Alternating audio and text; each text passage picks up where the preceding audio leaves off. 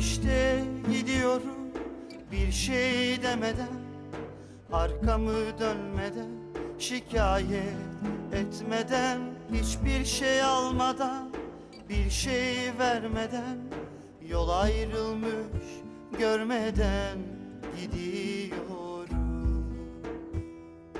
İşte gidiyorum bir şey demeden, arkamı dönmeden, şikayet etmeden, hiçbir şey almadan, bir şey vermeden, yol ayrılmış görmeden gidiyorum.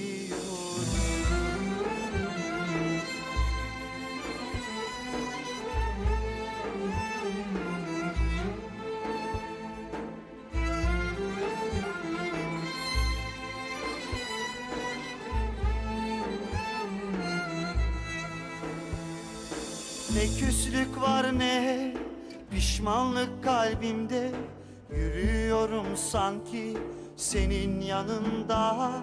Sesin uzaklaşır her bir adımda, ayak izin kalmadan gidiyorum. Ne küslük var ne pişmanlık kalbimde, yürüyorum sanki senin yanında. Sesin uzaklaşır her bir adımda, ayak izin kalmadan gidiyorum.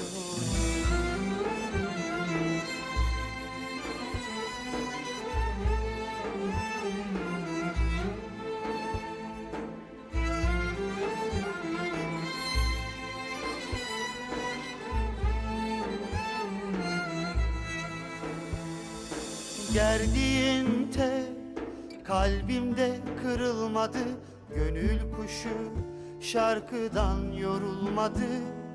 Bana kimse sen gibi sarılmadı, ışığımız sönmeden gidiyorum.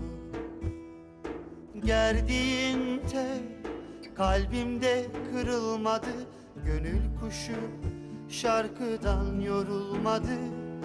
Bana kimse sen gibi sarılmadı, ışığımız sönmeden gidiyor.